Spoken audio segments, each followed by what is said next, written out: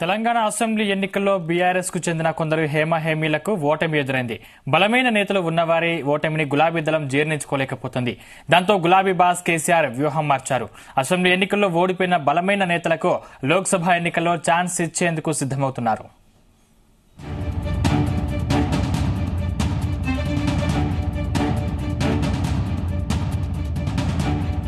తెలంగాణలో లోక్సభ ఎన్నికలు ఆసక్తికరంగా మారుతున్నాయి. 10 ఏళ్ల తర్వాత అధికారంలోకి వచ్చిన కాంగ్రెస్ పార్టీ లోక్సభ ఎన్నికల్లో మెజారిటీ సీట్లే లక్ష్యంగా పావులు కదుపుతోంది. గత సార్వత్రిక ఎన్నికల్లో 4 సీట్లు గెలిచి సత్తా చాటిన కమలదళం ఈసారి డబుల్ డిజిట్ పై కన్నేసింది. కాంగ్రెస్, బీజేపీ స్పీడ్ పెంచడంతో బీఆర్ఎస్ కూడా అప్రమత్తమైంది. అసెంబ్లీ ఎన్నికల్లో ఎదురైన పరాజయం నుంచి బయటపడాలంటే లోక్సభ ఎన్నికల్లో మెజారిటీ సాధించాలని భావిస్తోంది. అందులో భాగంగానే బలమైన అభ్యర్థుల కోసం కేసీఆర్ కసరత్తు చేస్తున్నారని చెబుతున్నారు.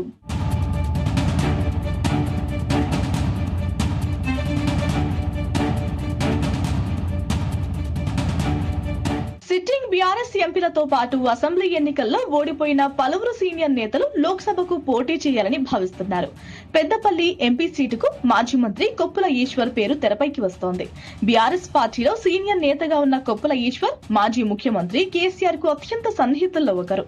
మేడారం, ధర్మపురి నుంచి 6 సార్లు ఎమ్మెల్యేగా గెలిచారు.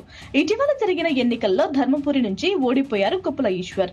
పెద్దపల్లి సిట్టింగ్ ఎంపీగా ప్రస్తుతం వెంకటేష్ నేతగాని ఉన్నారు. ఇక మరోసారి లోక్సభకు పోటీ చేయాలని ఆయన కూడా భావిస్తున్నారు. చెన్నూరు నుంచి ఓడిపోయిన బాల్కసుమన్ పేరు కూడా ప్రచారంలో ఉంది.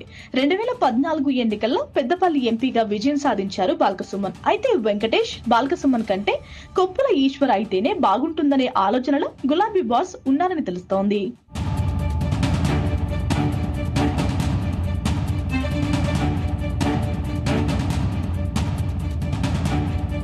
కొప్పుల ఈశ్వర్ కోల్డ్ బెల్ట్ ఏరియాలో బలమైన నేతగా ఉన్నారు. గోదావరి కని ప్రాంతంలోని మేడారం నుంచి తొలిసారి ఆయన అసెంబ్లీకి ఎన్నికయ్యారు. నియోజకవర్గాల పునర్విభజన తర్వాత ధర్మపురికి మారారు.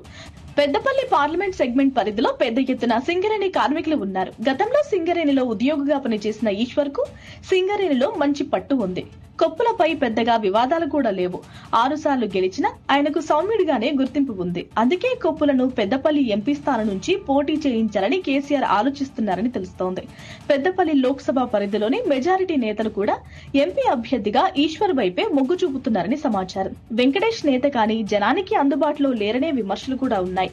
ఆయన బిహేవియర్ కూడా చాలా మంది నేతలకు నచ్చడం లేదని టాక్.